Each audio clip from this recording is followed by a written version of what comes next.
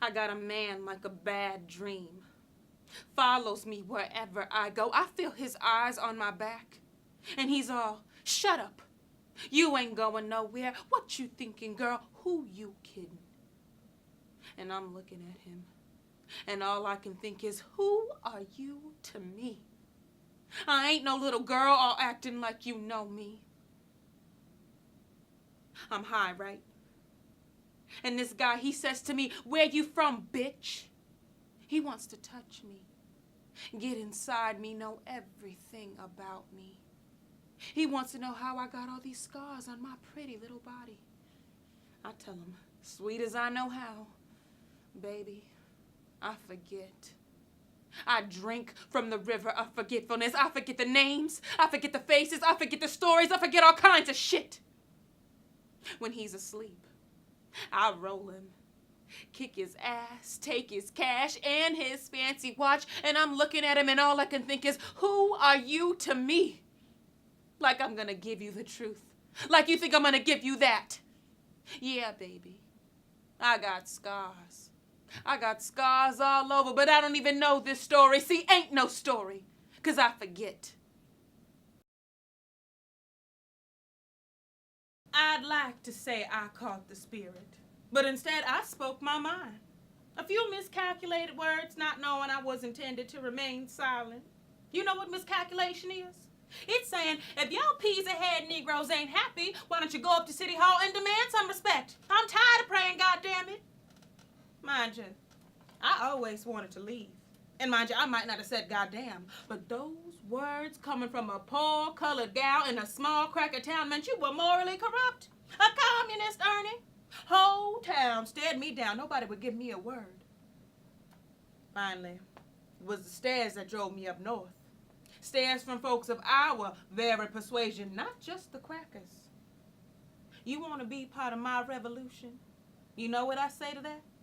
Go get yourself a profession like a nurse or something.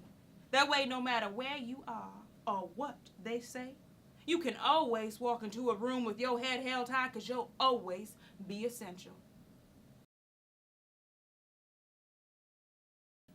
You need me like you need another hole in your head. You must already have one because it's quite clear precious brain cells are leaking out by the thousands. Dave, I want to be a singer. Thus, political housewife doesn't enter the equation. Being the hand on your back, supportive from the shadows, the smiling wife waving princess waves at presidential motorcades. None of that appeals to me. And you say, what better way to live than by confronting that which makes you want to puke? That statement is half intelligent, half Keanu Reeves. That's the problem, Dave. Half the time you're on the ball, half the time you're a boy who can't act. And now you want me to keep you in line. Well, I've tried. You don't listen. You think I want to make a career out of that? And why the hell is it always the woman's job to let the man know when he's being an asshole? Figure out for yourself what makes you a dick. Why is that my job? A house, Darnell. You gonna surprise me with a house? Don't do that. A TV, maybe. A stereo, a couch, a refrigerator, okay. But don't surprise me with a house that I didn't even get the chance to pick out yet. Nah, you bought a den for Darnell, so you can sit down there and watch your football games. But what about the kitchen? The bathroom? How many windows does the bedroom have? Is there some place for Jessie to play?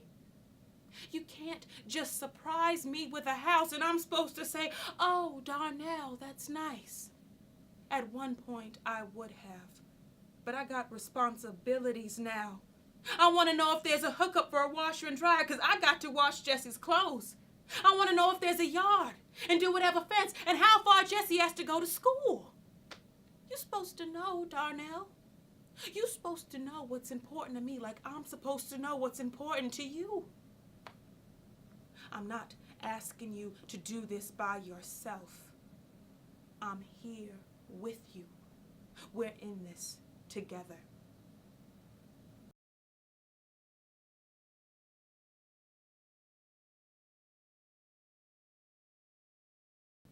Where art thou, death? Come hither! Come, come, come and take a queen worth many babes and beggars. Sir, I'll eat no meat. I'll not drink, sir. And if idle talk will once be necessary, I'll not sleep neither. This mortal house I'll ruin, do Caesar what he can. Know, sir, that I will not wait pinioned at your master's court, nor once be chastised by the sober eye of dull Octavia. Shall they hoist me up and show me to the shouting varletry of centering Rome? Rather a ditch in Egypt be gentle grave unto me. Rather on Nilus mud lay me stark naked and let the waterflies blow me into abhorring.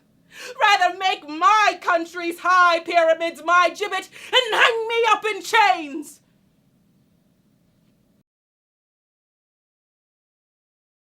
False to his bed? What is it to be false? To lie and watch there and to think on him? To weep 'twixt clock and clock? If sleep charge nature, to break it with a fearful dream of him and cry myself awake? That's false to's bed, is it? I false, thy conscious witness. Iachimo, thou didst accuse him of incontinency. Thou then look'st like a villain. Now methinks thy favor's good enough. Some jay of Italy, whose mother was her painting, hath betrayed him. Poor, I am stale, a garment out of fashion. And for I am richer than to hang by the walls, I must be ripped to pieces with me. Oh, men's vows are women's traitors, all good seeming. By thy revolt, O husband, shall be thought put on for villainy, not born where it grows, but worn a bait for ladies.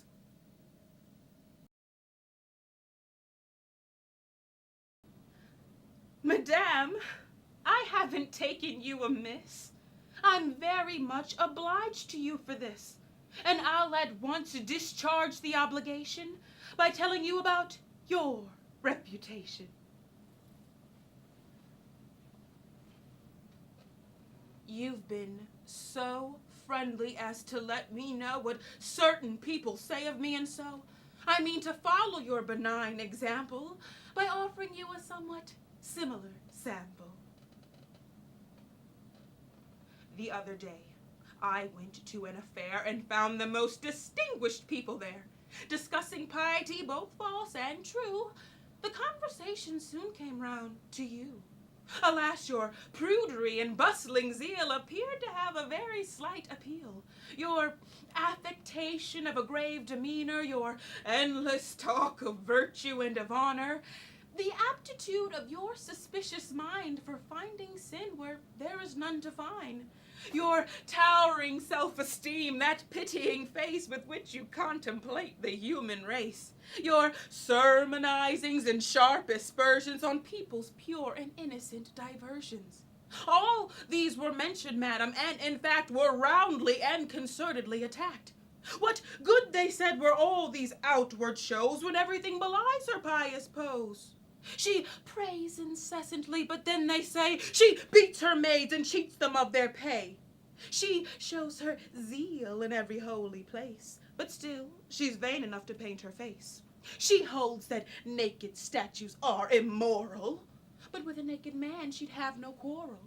Of course, I said to everybody there that they were being viciously unfair, but still they were disposed to criticize you, and all agreed that someone should advise you to leave the morals of the world alone and worry rather more about your own.